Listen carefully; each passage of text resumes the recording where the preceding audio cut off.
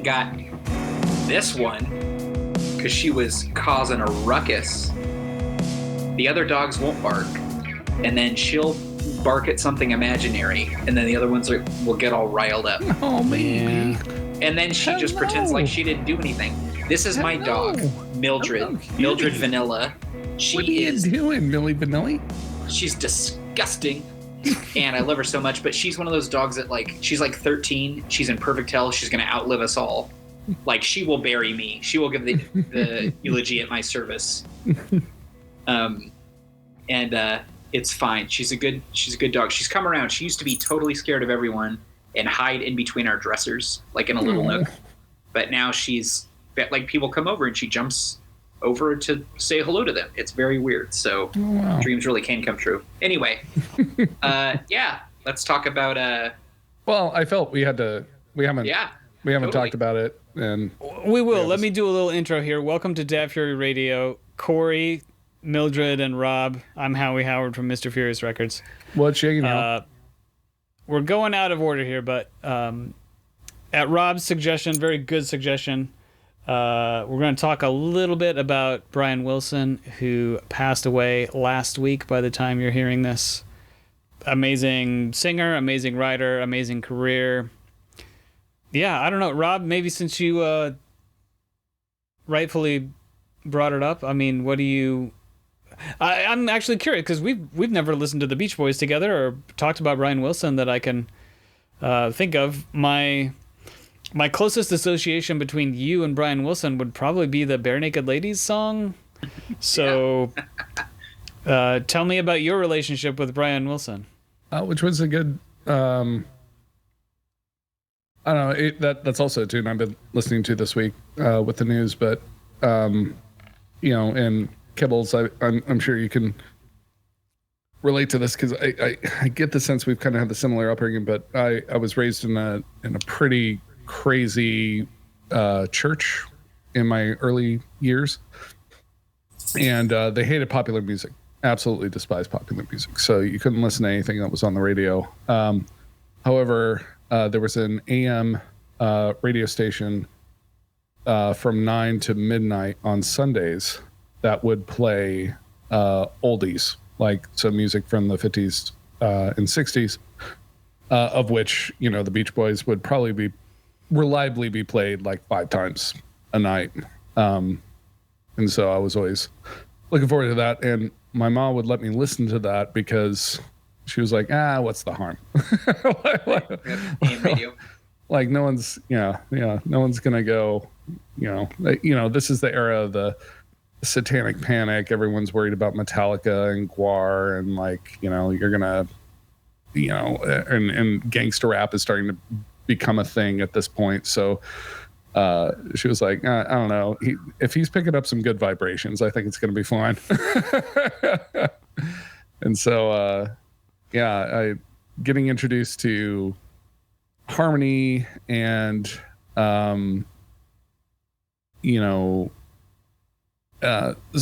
that was, or pop songs that were deceptively complex was really my introduction with Brian Wilson. And in a weird way, I think that's the reason why I gravitated to the Ramones so hard, because, hearing Do You Want to Dance by a bunch of people who couldn't sing or play made it feel like I could be in the Beach Boys, right? Like the fact that, there was this style of music that I gravitated to way more than any of the like doo-wop stuff. But it was clearly inspired by that because all these kids had grown up with it, I think, is the reason why I have such a gravitation towards Brian Wilson and his work. Cory? So I love the Beach Boys. I love Brian Wilson as a composer. I've got this. Brian Wilson seems like one of those fellows who had a really interesting duality about him, and the Beach Boys did too, right? So like they came out and they were very this like clean cut pop group, writing a whole ton of songs about surfing. I mean, As many as they could possibly do in a year. Just cranking them out or whatever. So when I was a kid, my mom loved the Beach Boys, and she would play like the big hits, Barbara Ann and things like that, right? And so that's why I kind of had, it's like there's certain bands that my parents love, like Fleetwood Mac or Roxy Music, that in high school I kind of put to the side, like, oh, it's all right, but it's not my thing or something. And then I got to be in my early 20s, and then you're like, shit, this is really, really, really good. So I went back and listened to those artists as not something my parents love, but just as their own thing. And I remember it was one of those weeks, you ever have one of those weeks where you hear about a certain song or a certain album or a certain artist from like 7 different sources or something? Oh, sure. It was a week where I just kept hearing about Pet Sounds, of which the only song I'd probably heard was God Only Knows. And so I bought it and was like instantly so stoked on it. Like, I mean, not just musically songwriter wise, but also I have more than a little sad sack in me. You know what I mean? Like hopeless romantic sad sack kind of thing. And you could hear how sensitive the fellow is in the tunes, and how much like hopefulness there is though still. It sounds great. The instruments sound great. I love the harmonies. Also, speaking of deceptively difficult or whatever pop songs, I don't know if you've ever tried to play God Only Knows. It's not easy. No, it sucks. Yeah. It sucks. The chords are all over the place. My hands are literally not big enough to play these chords that are God Only Knows. Yeah. But yeah, so I'm whatever. Brian Wilson just seemed like someone who was very quick to trust and therefore taken advantage of a lot, but it seems like he'd found some peace in later years after getting kind of, cleaned up and out of the clutches of certain people. So I don't know. I hope it was a good run for him. I feel very grateful for all those tunes. I knew I was going to love BioShock Infinite, because in the intro, you're like, in the first time use experience, it's like the first like 10 minutes of the game or something like that. You're walking around and you're just kind of getting introduced to the world. And there's this barbershop quartet that comes out of nowhere, and they're doing God Only Knows. That's awesome. Yeah. And I was like, wow, this game is going to be amazing. That's so another real quick thing. That's one of those songs where it can be attached to a wonderful movie or a terrible show or something, and I will still have a pretty gnarly emotional response. So one of my favorite movies, so I love Love Actually. I love that movie. I love Actually, Actually. It's great. It's fantastic. And at the end, I think we found your next Lincoln TED Talk thing. Yeah, I think so. There we go. I totally will talk about Love Actually. And they play the song at the end while people are greeting each other at the airport or whatever. But there's no way for me not to like hear. Also, Smile. Yeah. That came out much later. It had good vibrations on it, but it had like Heroes and Villains. 2008, right? Yeah.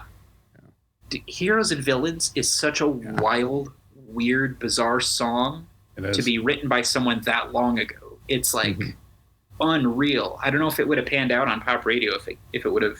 I don't know. Anyway, I'm gonna cram it for now. Howie. Yeah. So actually, the Beach Boys deep dive is still in front of me. I know the hits, obviously. We had a Pet Sounds tape in the house, but if I ever played it, I played it once maybe and was confused and didn't play it again. If you're expecting like Surfing USA, it's not that. And as an 8-year-old or whatever, I probably was. I listened to Smile when it was finally coming out and was more interested kind of I am interested in lost albums and all of that. So I was more interested in it from almost the production and history standpoint. There's like a song on it where they're eating celery or something. I gotta edit that out and give the album another listen. Yep. But the discography is, Cory and I were emailing earlier today. I'm an album listener, and so the discography it's kind of hard to know how to get in because there's so many singles and it's all been repackaged so many times, and like they're not really an LP group. Well, it wasn't an LP time, right? It was, like, it wasn't an LP era. The entire industry was making money on 45s, so right. It was so that's what I know. I know the singles, but that doesn't.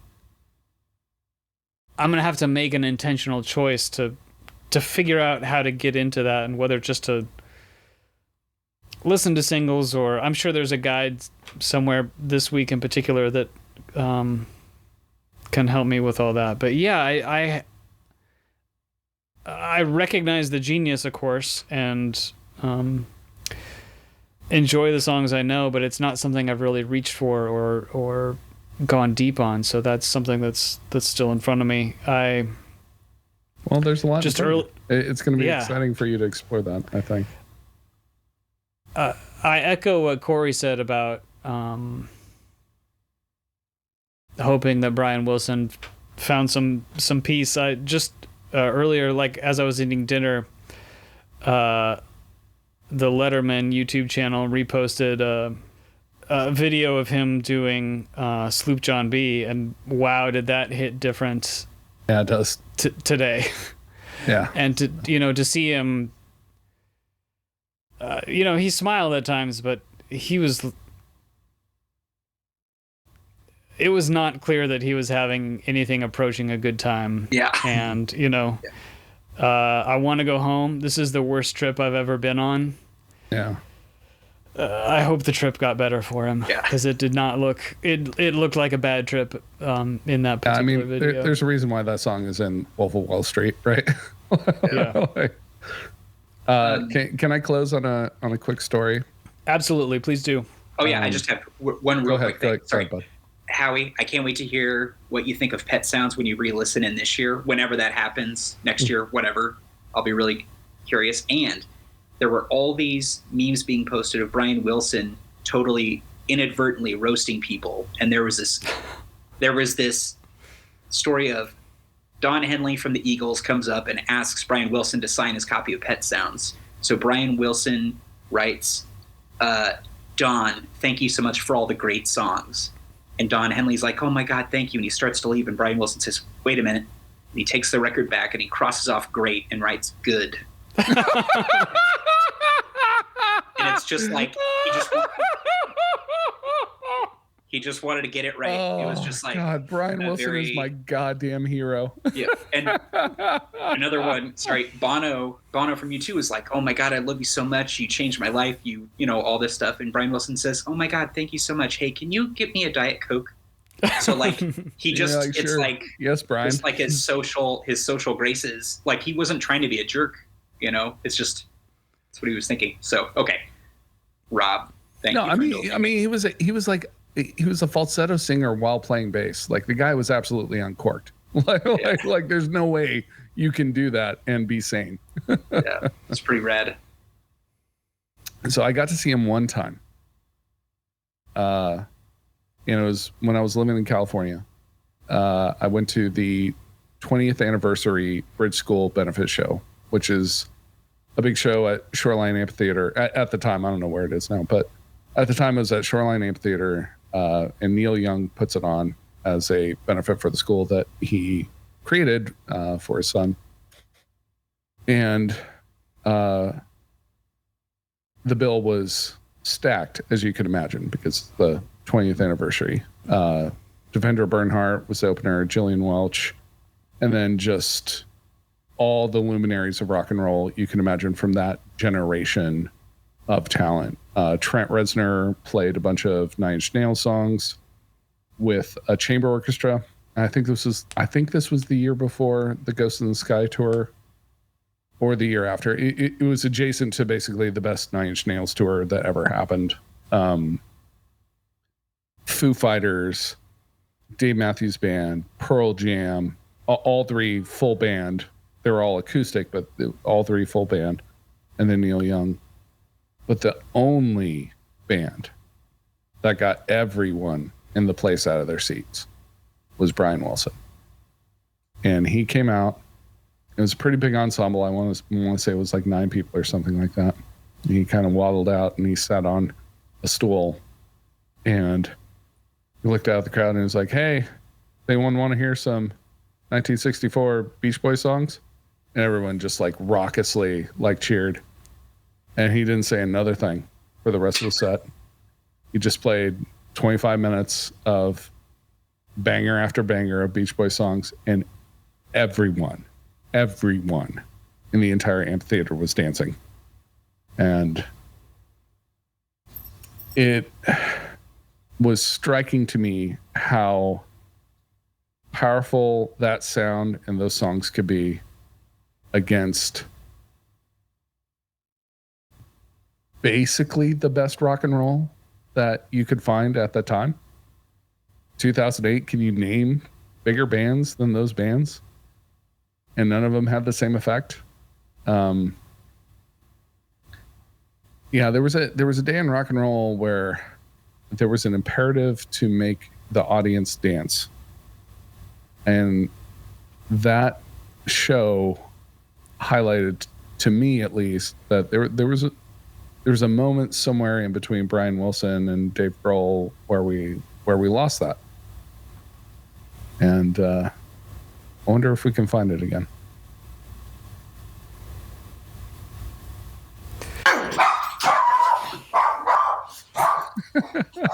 Thanks, Millie. Well said, Milford. Well, yeah.